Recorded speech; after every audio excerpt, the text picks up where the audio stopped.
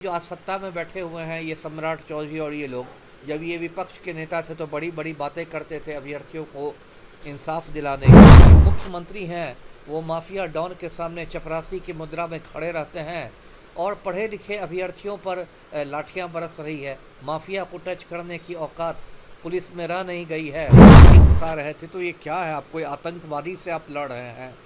आपके ही देश के लोग हैं, नागरिक हैं, शांतिपूर्ण प्रदर्शन कर रहे हैं, पढ़े लिखे लोग हैं।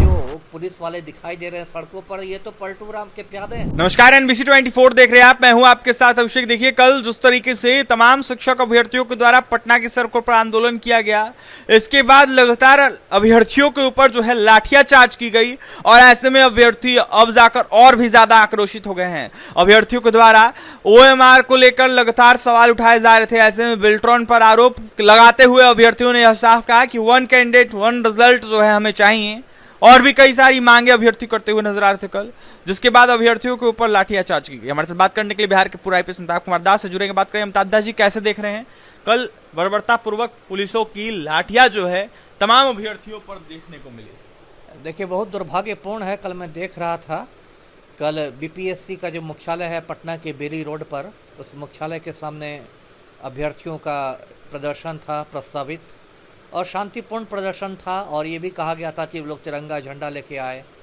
और जनतंत्र है इस देश में, सबको अपनी बात रखने का अधिकार है, शांतिपूर्ण प्रदर्शन करने का सबको अधिकार है।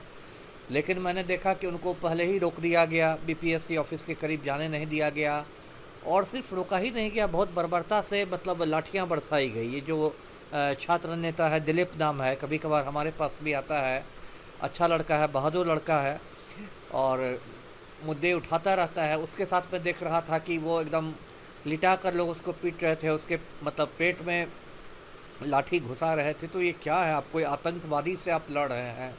आपके ही देश के लोग हैं, नागरिक हैं, शांतिपूर्ण प्रदर्शन कर रहे हैं, पढ़े लिखे लोग हैं, और जो उनकी मांगे हैं वो भी कोई नाजायज़ मांग नहीं है। देखिए तो 3-4 मांगे हैं उनकी अभ्यर्थियों की। एक तो मांग उनकी है कि 1 कैंडिडेट 1 रिज़ल्ट हो, मतलब ये नहीं कि अभी जो है कि एक अभ्यर्थी को 3-3 जगहों पर आप उसका रिज़ल्ट दे देते हैं और उसके बाद वो योगदान तो किसी एक ही जगह पर करता है भौतिक रूप से, तो बाकी जो 3 जगह रहती है वो खाली रह जाती है, वहाँ किसी न किसी की हकमारी हो जाती है।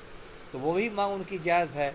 दूसरी मांग उनकी है कि जो OMR बेल्ट्रॉन को दिया गया अपलोड करने के लिए, वो बेल्ट्रॉन से लिया जाए या उसमें ज़्यादा कड़ाई हो, तो वो मांग भी गलत नहीं है, क्योंकि बेल्ट्रॉन एक विवादित एजेंसी है सरकार की। पहले भी बहुत बार इसकी शिकायत आ चुकी है कि बेल्ट्रॉन वाले फ़ोन कर कर के लोगों से पैसे मांग लगते हैं, तो वो मांग भी कोई गलत नहीं है। फिर इन लोग की ये मांग थी, अभ्यर्थियों की एक मांग थी कि रिज़ल्ट के पहले काउंसलिंग किया जाए, तो उस मांग में भी कुछ नाजायज़ बात नहीं है। यदि आप रिज़ल्ट के पहले काउंसलिंग करते हैं, डॉक्यूमेंट वेरिफिकेशन सब पहले कर लेते हैं, तो वो अच्छा है बनिस्बत कि आप योगदान के समय आप ये करते हैं और उस समय आप फर्जी प्रमाण पत्र पर लोगों को छांटते हैं। वो भी मांग सही है। इन लोग की एक मांग यदि जो रहती है वो रहती है पूरक परीक्षा फल से संबंधित, सप्लीमेंट्री रिजल्ट निकले, तो इसमें क्या गलत बात है? पूरक परीक्षा फल निकलना TRE 1-2 में निकला भी था, तो ये भी कोई गलत बात नहीं। संक्षेप में ये है कि जो भी इन लोग की मांग थी कोई गलत मांग नहीं थी। और यही जो आज सत्ता में बैठे हुए हैं ये सम्राट चौधरी और ये लोग, जब ये विपक्ष के नेता थे तो बड़ी बड़ी बातें करते थे अभ्यर्थियों को इंसाफ दिलाने की। और देखिए बिहार में क्या हालात हैं। जो मुख्यमंत्री हैं वो माफिया डॉन के सामने चपरासी की मुद्रा में खड़े रहते हैं और पढ़े लिखे अभ्यर्थियों पर लाठियां बरस रही है। माफिया को टच करने की औकात पुलिस में रह नहीं गई है। तो पुलिस वाले भी जो अपना फ्रस्ट्रेशन है वो इन्हीं लड़के लड़कियों पर निकाल रहे हैं, और उसी में सोच रहे हैं कि हम लोग बहुत जांबाज बन गए हैं, क्योंकि माफिया को टच करने की आपकी औकात रह नहीं गई है। जो कुछ हुआ है वो बहुत दुर्भाग्यपूर्ण हुआ है कल। जी, माना जाए किसको दोषी है इसमें, जिस तरीके से कल अभ्यर्थियों को ऊपर लाठीचार्ज? अब दोषी तो पलटू राम है, और कौन दोषी है? ये जो पुलिस वाले दिखाई दे रहे हैं सड़कों पर, ये तो पलटू राम के प्यादे हैं, पलटू राम के मोहरा हैं। आखिर इनको आदेश तो कहीं ऊपर से ही आया होगा कि कड़ाई करनी है, किसी को पहुंचने नहीं देना है। तो पुलिस वाले तो अपना, आप जो कर सकते हैं, मक्खन लगा रहे हैं सरकार को या जो भी कर रहे हैं। आपने कहा कि जिस तरीके से विवादित संस्था रही है बेल्ट्रॉन, तो ऐसे में अभ्यर्थियों के द्वारा यह सवाल उठाया जा रहा है, कहा जा रहा है कि फर्जीवाड़ा हो सकता है। तो क्या सच में फर्जीवाड़ा हो सकता है ओएमआर को लेकर? क्यों नहीं फर्जीवाड़ा हो सकता। अब तो देखिए यूपीएससी जैसी संस्था जो है, जो इस देश की सबसे प्रतिष्ठित परीक्षा आयोजित करती थी, वो विवादों में आ गई है। दर्शकों को पता होगा पूजा खेड़कर का प्रकरण। अभी पूजा खेड़कर नाम की एक आईएएस को बर्खास्त किया गया है, वो फर्जी मेडिकल सर्टिफिकेट पर आईएएस बन गई थी।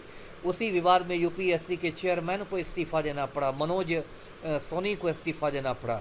नीट जैसी प्रतिष्ठित परीक्षा का पेपर लीक हो रहा है। तो अभी तो देश में मतलब आप क्या कर सकते हैं, पूरी शैक्षणिक अराजकता है।